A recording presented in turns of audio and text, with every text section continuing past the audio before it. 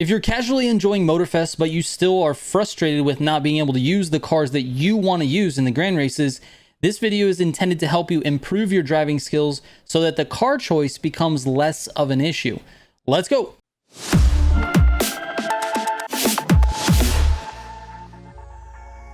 Okay, so this is not a get good scrub video. I understand that players want to use their favorite cars or simply a variety of cars, but they feel like the second they do that or the second they deviate from meta, they're putting themselves in an impossible situation in the grand races. And if you think that, you're actually right. The car choice is a big factor, but you can do a lot of things to make it less of a factor, which means more and more cars will start to become viable for you specifically. Now, practicing grand racing and knowing the routes is going to help, obviously, but I feel like you already know these things because they're fairly obvious, so I'm not going to harp on that too much. What I'm hoping to do is point out some other things that will help accelerate the process of you getting faster. Practice and track knowledge is a given. You definitely need to do those things. So anyways, here are my top 5 things besides that. Up first, steering settings. The default steering settings for this game are terrible. The cars feel sluggish and non-responsive. If you're playing on default settings, I strongly recommend adjusting them. You will notice an instant improvement in your driving simply due to the car feeling more connected to your inputs. This is something that I personally held off doing for almost 6 months after the game launched, and I felt so stupid after making those adjustments because my test times got so much faster instantly without me actually having to improve my skill. By leaving your settings default, you are literally capping your skill because the car is being restricted from doing the things that it needs to do in order to go fast. It's like an artificial ceiling, and trust me, you're bumping up against it. I just released a settings guide if you want detailed explanations, but my suggestion for anyone on default steering settings is to immediately increase the steering sensitivity to 70, increase your max lock to 60, and reduce your dead zone to 0. Additionally, on the left stick dead zone, which is a completely different dead zone, I also recommend using 0 unless you have stick drift. Then you can move that to say 5 or 10 to get rid of it. Up next, you need to brake for corners. Now this is a big one, especially early in the race because the pack is all bunched up, and the earlier you brake for the first couple of corners, the better. Obviously, avoiding pileups is not necessarily easy. I get caught up in it all the time as well. But if you stay to the outside of the corner, you brake early, most of the time people will fly through the inner part of the corner and run into the wall, which allows you to wait until they pass you to then take the corner cleanly and without having to be in that mess. Keep in mind that this is just an avoidance tactic. The fastest racers don't do this at all. They actually take the corners pretty normally while also trying to avoid the crashes, and they're usually able to do so, which is why after the first couple of turns, you generally see the person who's going to win the race in that front group or out in front by themselves. For now though, for casual players, avoiding that pileup is important because it sets the stage for the beginning part of your race. So try to get through those first couple of corners as clean as possible. Next, you need to understand your car's strengths and weaknesses. This is actually way bigger than you think. If you understand your car's weaknesses, you can do your best to limit the exposure of those during the race. You can plan for using NOS differently. You can take corners at different or wider angles. You can use gutters in situations where you may not need to use the gutter in a meta car. Is your pace going to be slower than with a meta car? Of course. But by understanding what your car does well and what your car does poorly, you can actually take advantage of the good traits and limit the bad traits to get the most out of your car. Every single car is different, so this is easier said than done. What I recommend doing is using the same set of cars more often to gain familiarity with them quicker.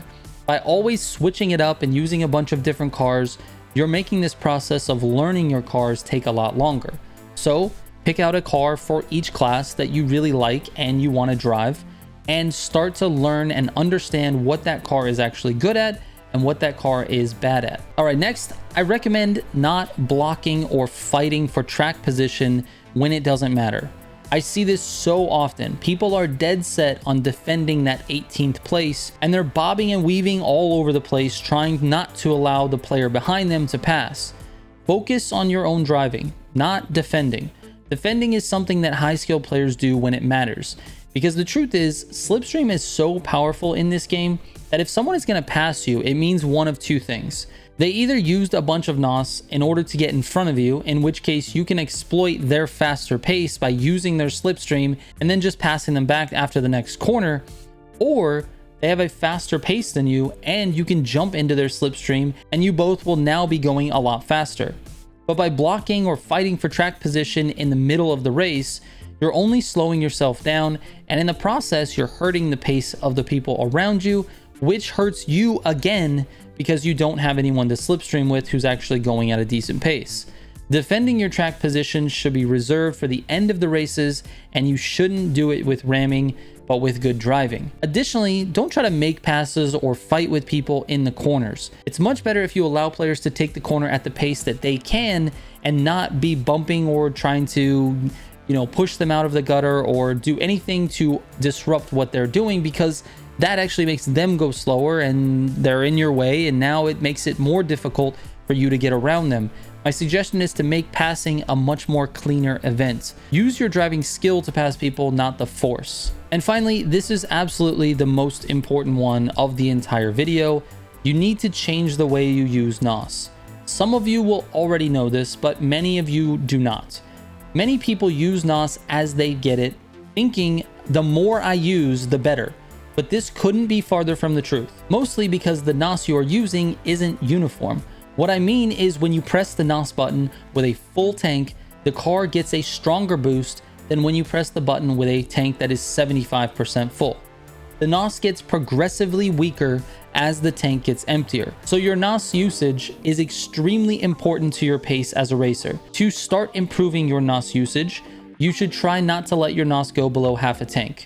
It's a great starter rule to live by in the grand races, even though there are some situations where you will need to empty that tank. Just in general though, keep it above half a tank as much as possible. Next, try not to use big amounts in one burst. Use little spurts to help your car accelerate through the gears. And lastly, there are lots of NOS traps, as I like to call them. These traps are times where it's very easy to waste your NOS. You need to avoid wasting it because it is so valuable in the race.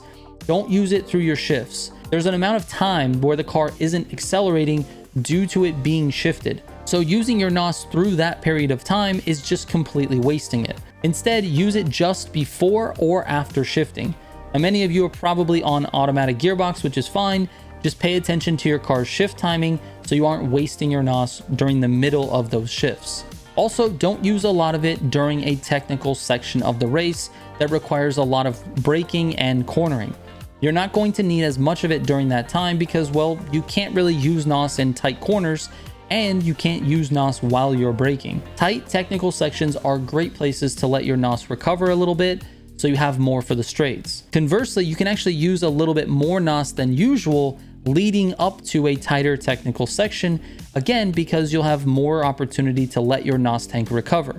Also, don't use a lot while in slipstream unless you're in danger of losing that slipstream, or if you have a full tank, then small bursts after turns are okay, particularly if you're the one in front of someone else. Ultimately, the most important thing to do is adjust your NOS usage and your steering settings. If you take nothing else from this video, please do those two things. Those two things alone will drastically improve your grand race performances. I guarantee it. All right, if you have any questions about this, please don't hesitate to ask. My DMs are open for everyone. On Instagram and Discord, I answer and read every single message. Even though it might not be instantaneous responses, you're gonna hear from me eventually. So if you have questions, please don't hesitate to ask. Anyways, thank you guys so much for watching. I appreciate it. I hope this helps. I will catch you on the next one. Trigger out.